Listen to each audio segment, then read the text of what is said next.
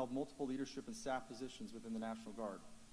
His military awards include 2 Bronze Stars medals, the Joint Commendation Medal, 2 Army Commendation Medals, and the Master Combat Infantry Badge. Secretary Hegseth is also a 5-time author, most recently of the New York Times bestseller, The War on Warriors. Ladies and gentlemen, please join me in welcoming the Secretary of Defense, the Honorable Pete Hegseth.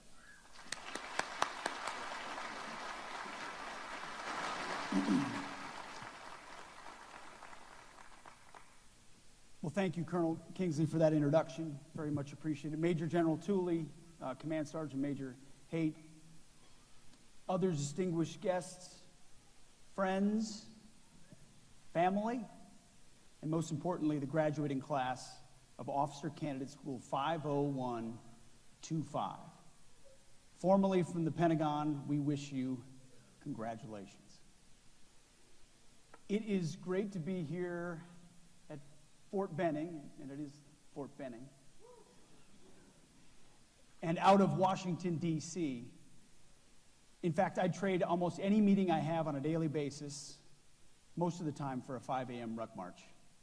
Although this morning it was a 5 a.m. jog. Slow it down a little bit. But I think our focus on fitness and standards, I love the motto. Standards, no compromise. That's kind of back to basics approach is precisely what we're focusing on. I didn't know that was the motto of Officer Candidate School. Standards, no compromise. That might become our office motto as well, across the board. It needs to be across all of our formations. And that's why, you know, as the Secretary of Defense or any official in Washington, you're pretty busy, but you shouldn't be too busy to do PT, just like you're not too busy to do, there's not a job in our military that should be too busy that our formations can't do PT and meet the standards, no compromise. You see, when President Trump appointed me to be the Secretary of Defense, he said a couple things. The first was, Pete, you're gonna have to be tough as shit. Really? He was right on that, for sure. But second, he said, you need to bring it back to warfighting. Back to warfighting. Back to the core of what the military does. Get the garbage out. And we do everything we can at the Pentagon to rise to that occasion daily.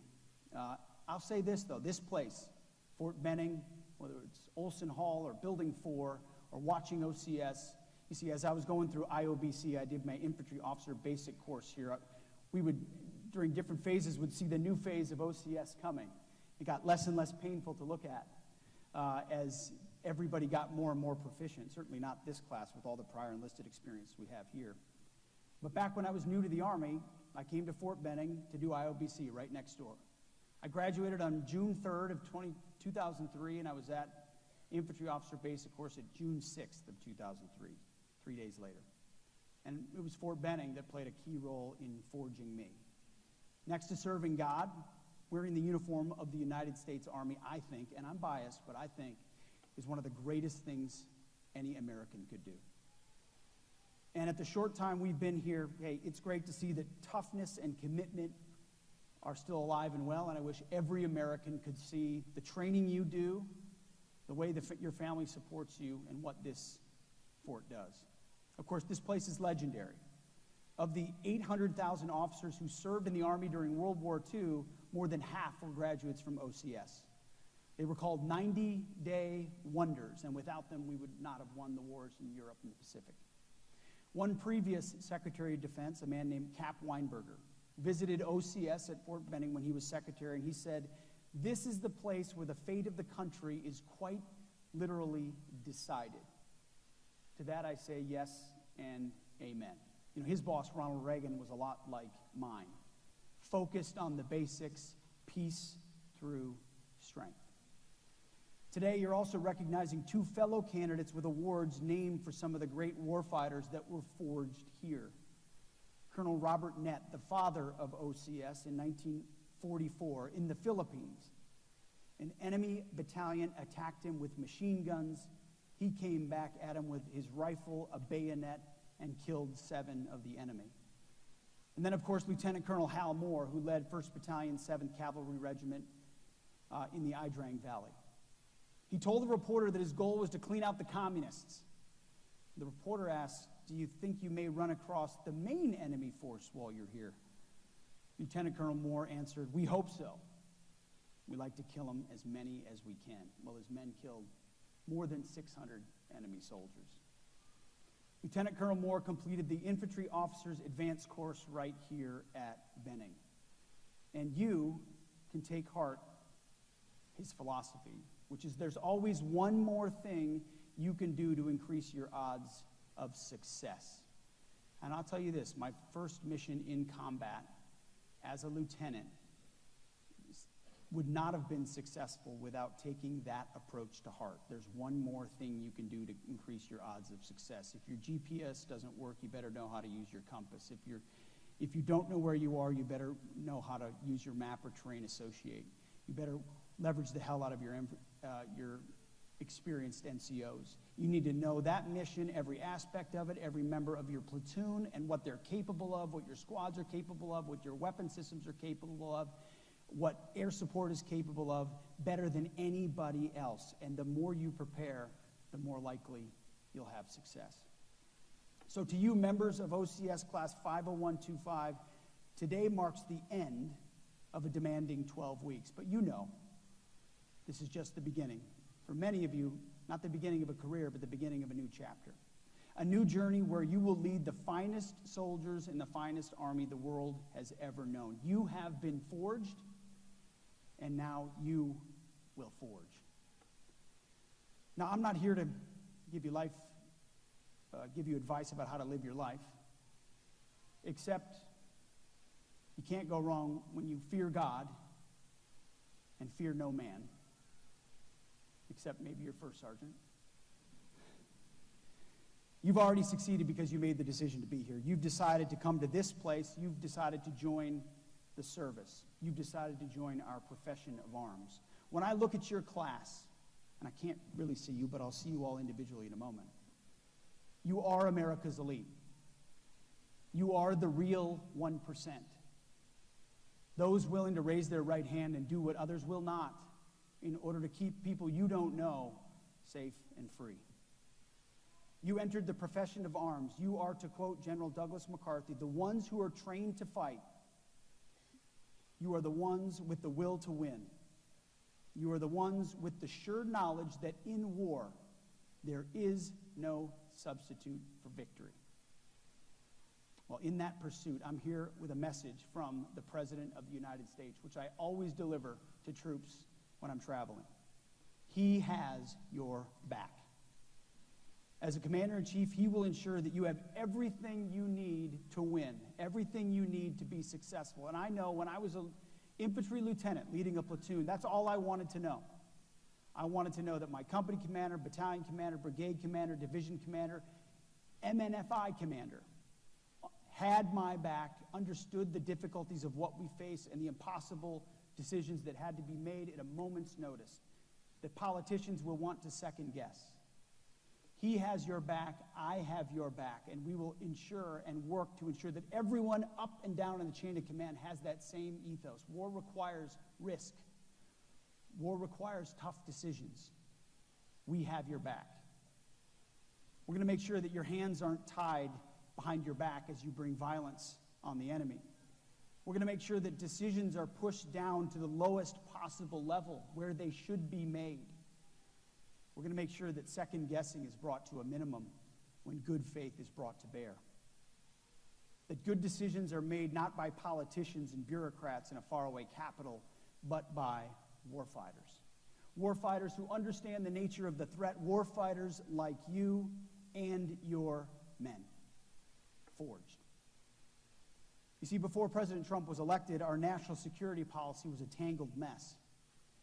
We'd lost our way, and our enemies took notice. But President Trump has brought America back. He understands the idea of deterrence, of peace through strength, of putting America, Americans, American soil, and American citizens first, of applying common sense, which in the town I just came from is not all that common. Principles faithful to the origin of this great republic when General Washington said, To be prepared for war is one of the most effective means of preserving peace.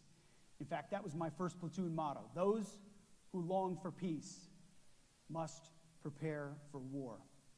And that's why the warrior ethos is front and center of what we want to instill. No more DEI, no more quotas, no more low standards, no more trans madness, no more climate nonsense. Merit-based, colorblind, gender neutral. Standards high and always getting higher. No compromise. One of the benefits of being Secretary of Defense, maybe a slightly different title tomorrow, we'll see, is being able to get out of Washington to come here and meet our frontline warfighters. To look you in the eyes, shake your hands, and congratulate you. I'll never forget what it felt like to be a second lieutenant. What it felt like to meet my platoon, to want to earn the respect of my NCOs, my squad leaders, E6s with that experience, my company commander, my first sergeant. It's a daunting task. But seeing your kind of bravery reminds me of a trip we took to Normandy on D-Day this past summer. Looking those veterans in the eyes and shaking their hands, honoring them for what they'd done on those beaches 81 years ago. They were old men. I'm looking at old men on those beaches of Normandy. Here I look at young men and women. But you are the same. You are the same soldiers as those soldiers. Because they still spoke of the brotherhood of warriors. The soldiers on their left, the soldiers on their right, they were together as they ran up those beaches. Regardless of your age and regardless of your era, those things never change. As I stand at the podium, I can't help but think about the bravery, and I'm reminded of my own first sergeant, a warfighter who changed my life when I was in Iraq and Afghanistan in 2005 and 2006. During his next deployment in 2007, one night, his outpost was attacked by 150 Al-Qaeda fighters coming at him and his soldiers with RPGs, mortars, and everything they had. He put himself out front, carried soldiers to safety, protected others. I'm reminded of that Hal Moore quote, "There's always one more thing," because as the first sergeant of that unit, when they occupied that outpost, he ran his infantrymen into the ground for 2 days because he believed the defensive positions on that outpost were inadequate. And so they didn't sleep, they didn't rest, they barely ate, and they worked. And they worked, and they put up defensive position after defensive position, after camo netting, after sandbags, after sector sketches, you name it, they did it. And when you talk to the men of that company, they credit him for what he did when the bullets were not flying, the way in which he prepared in an uncompromising way that saved their lives. Without that, they would have been sitting ducks. Instead, they were a hardened position, impossible to penetrate. In the end, he and his men killed 18 Al-Qaeda fighters. I still call on him today. He's one of my senior advisors. His name is Eric Garrissey, and he was a recipient of the Distinguished Service Cross for his actions in Iraq. That's the kind of warrior ethos we are restoring in the military. Uncompromising, unrelenting, with the mission first always. No more summertime soldiers or sunshine patriots. I think about bravery like his and others when we have to sadly write letters to spouses and parents of children and children, letters that are delivered after their loved ones died while serving, or phone calls that we make on a regular basis. Letters to a 6-year-old where I write, "As you grow up, my wish is that with each passing year, you'll come to realize that your dad represents the best of the country." Those letters remind me that my job, our job, is life and death. Other people have the convenience of getting some things wrong or making a mistake over here, and of course we all make mistakes because we're human beings. But the reason why standards matter so much is because we are in the business of kill or be killed, live or die. You know that. And so you're about to graduate. You're going to remember the PT formations The 5th week in the field, the lights out, the last 500 meters of a 12-mile ruck march, holding that rucksack up high on your shoulders so it's not rubbing against your back. The long strides and exaggerated steps, the deep breaths you take from getting lightheaded. You will draw on those sweltering days of summer that gave way to September when you had long last made it. In fact, your time frame is almost exactly the time frame during the year of when I went through infantry officer basic course. It can be a bit unrelenting with the heat here in Georgia. You've been forged. You know, a few weeks ago, I hosted the heralded 7th annual Pete Hegseth NBA All-Star Summer Hoops basketball camp. It was for 7 kids. My kids and the neighbor kids. It was a small but mighty little basketball camp. We do it every year. We did it when I lived in New Jersey, when I lived in Tennessee, and this year we did it for 3 days in Washington. At the end of a day at the Pentagon, we went to a basketball court and ran through drills. My dad was a basketball coach, so it never comes out of my DNA. None of my kids are going to play in the pros. I'll tell you that. The first couple years of the camp, we had rules: never quit, listen and learn, and work hard. The kids were very young then, so we did have another rule that's since been sent to the wayside. It was don't cry. We needed it a lot. But a couple of years ago, we added the top rule, which is honor God. So we're putting a ball through a hoop, learning how to dribble, but we honor and glorify God in how we do all things. Those of us in the profession of arms are doing things that are a lot more important than playing hoops. But what we do in any activity demonstrates honoring God. And so at our camp this year, the scripture we used was Romans 5, verses 3 through 4. And the word of the Lord. Not only that, but we are rejoicing in our suffering, knowing that suffering produces endurance, and endurance produces character, and character produces hope. You have endured, and when you endure, character is developed, and that leads to hope. So in the next part of your journey, you're going to incur setbacks. No matter where you're going, active, guard, reserve, a foreign country, you name it, you will have impossible moments, insurmountable challenges. You will have to endure. Your character will continue to be forged. May you lead with endurance. May you build character. And in the end, may there be hope. Because I'll tell you this, because today, on behalf of a nation, you bring me hope.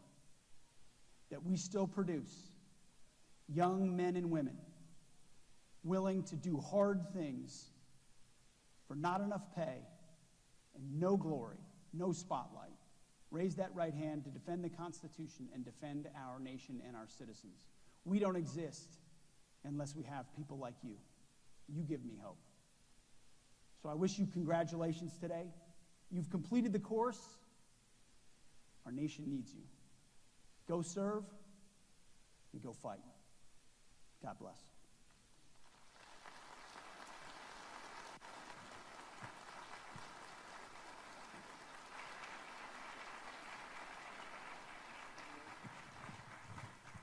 Ladies and gentlemen, the Honorable Pete Hegseth, the Secretary of Defense, will now administer the oath of office to Class 50125. At this time, family and friends are welcome to take photos as the officers take the oath of commissioning.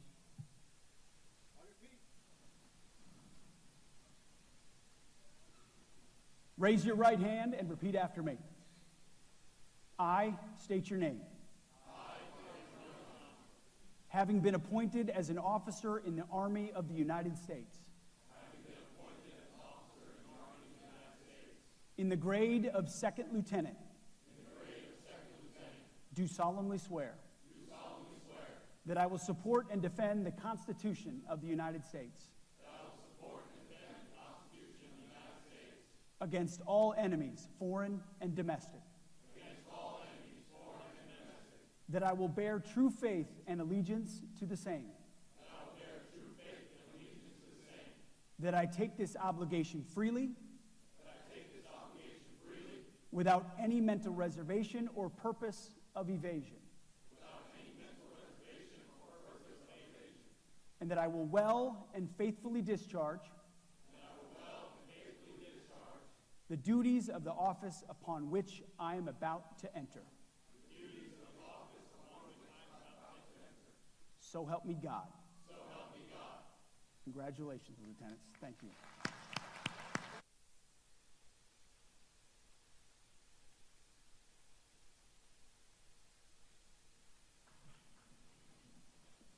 At this time, we would like to take a moment to thank all the organizations that supported and sponsored Class 50125 from their start on June 16, 2025, to their commissioning today. These sponsors have donated awards for distinguished graduates, money to support the candidates' events, and bricks that will be placed in the OCS Memorial Walk to remember and recognize the company leadership and cadre, Class 50125, and the distinguished graduates. These organizations are the United States Army Officer Candidate School Alumni Association, the American Armed Forces Mutual Aid Association, the United States Automobile Association, the Association of the United States Army, and the Military Officer Association of America. Please join us in thanking these organizations for their support.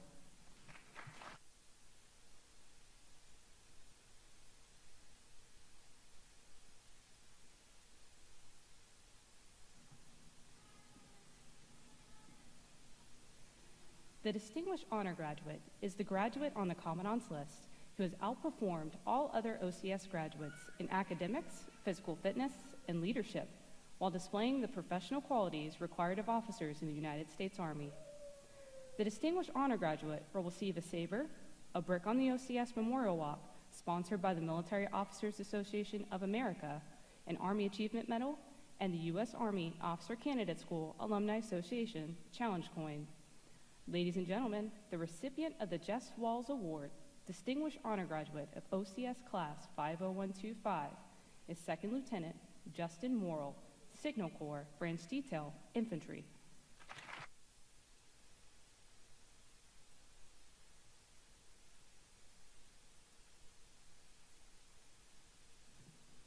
Rendering a newly commissioned officer's first salute, along with pinning their first set of Second Lieutenant gold bars, are time-honored traditions in our Army.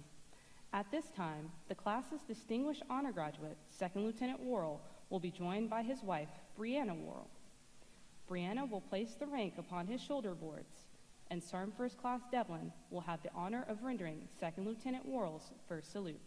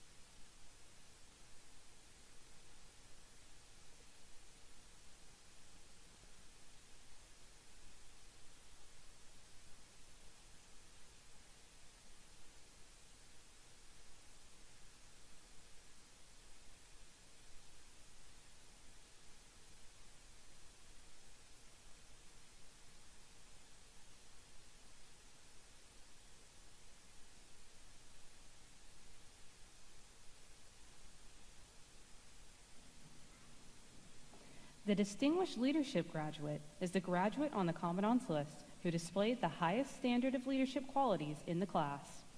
The Distinguished Leadership Graduate will receive a brick on the OCS Memorial Walk, sponsored by the Association of the United States Army, a U.S. Army Officer Candidate School Alumni Association Challenge Coin, and an Army Achievement Medal. Ladies and gentlemen, the recipient of the Robert B. Nett Award and the Distinguished Leadership Graduate of Class 50125 is Second Lieutenant Mitchell Silcox, Corps of Engineers.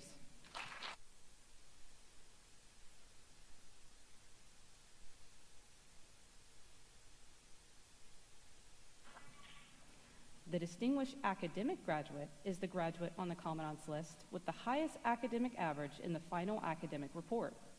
The distinguished academic graduate will receive a brick on the OCS Memorial Walk sponsored by the Association of the United States Army, a United States Army Officer Candidate School Alumni Association Challenge coin, and an Army Achievement Medal.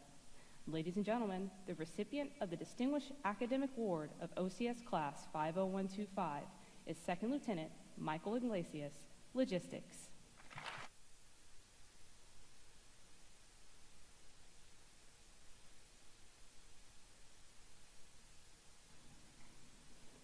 The Hal and Julia Moore Character Award is presented to the individual who demonstrated the most exceptional character throughout OCS. To quote General Moore, he or she must be competent, exercise good judgment, and must have character. By itself, competence is meaningless without character and good judgment. He will receive an Army Achievement Medal, Hal Moore's book on leadership, Winning When Outgunned and Outmanned, and his diploma. Ladies and gentlemen, the recipient of the Hal and Julia Moore Character Award for OCS Class 50125 is Second Lieutenant Abraham Luna, Military Intelligence.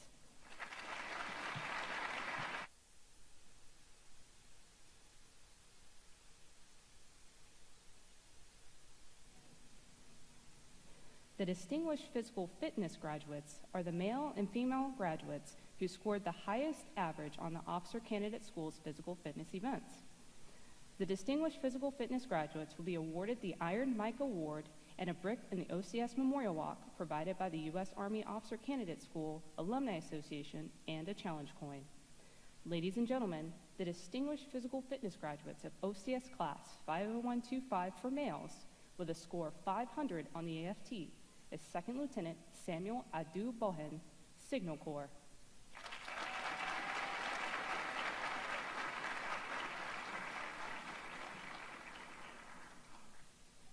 And for females with a score of 495 on the AFT is Second Lieutenant Eileen Palavan, Logistics.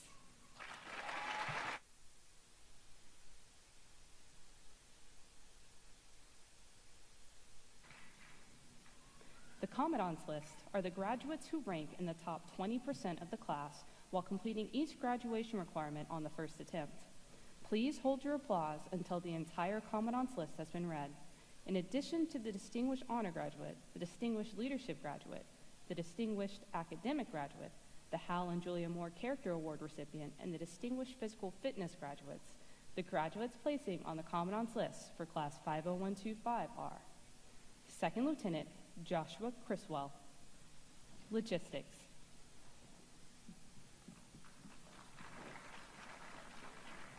Second Lieutenant John Riddick, Corps of Engineers.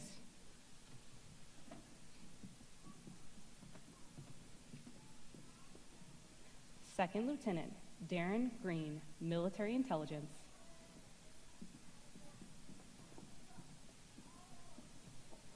Second Lieutenant Hunter Livingston, Corps of Engineers.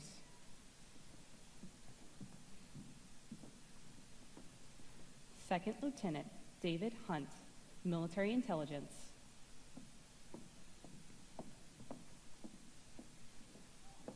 Second Lieutenant Carmelina Garcia Meseo, Signal Corps.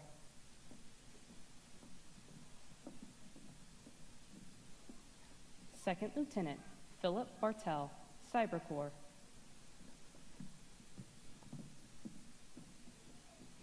Second Lieutenant James Frazier, Military Intelligence, Branch Detail, Infantry. Second Lieutenant Michael Saeed, Medical Services.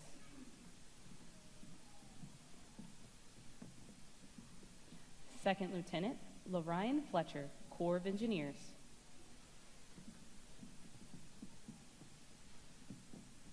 Second Lieutenant Kakal Chavi, Signal Corps. And Second Lieutenant Edward Hahn, Adjutant General Corps.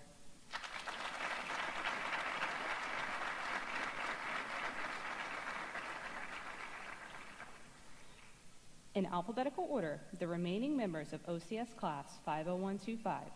Please hold your applause until all graduates have been called. Candidates commissioning as second lieutenants are Second Lieutenant Rodney Adu Acorsa, Field Artillery.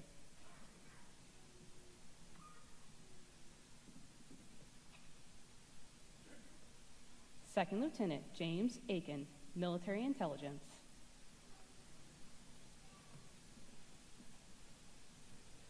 Second Lieutenant Christian Baggettson, Military Police.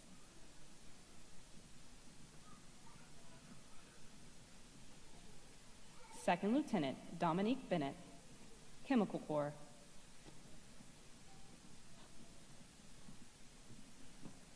Second Lieutenant Mackenzie Blondes, Signal Corps.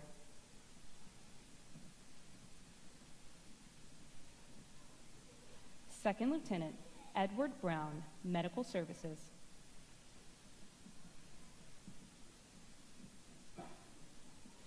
Second Lieutenant Cameron Burris, Logistics.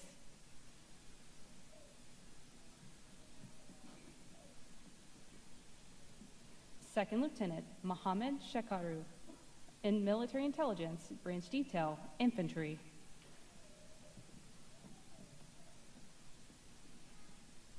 Second Lieutenant Courtney Cox, Signal Corps.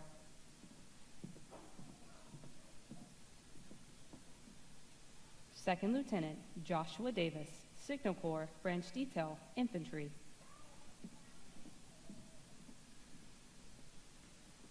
Second Lieutenant Matthew Dion, Logistics.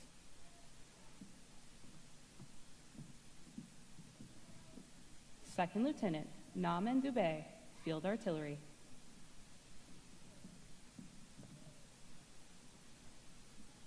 Second Lieutenant Hawken Ellingbo, Corps of Engineers.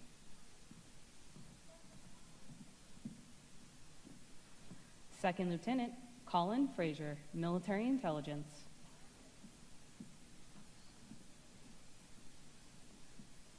Second Lieutenant Lionel Frew, Cyber Corps. Second Lieutenant Thorne Geis, Logistics.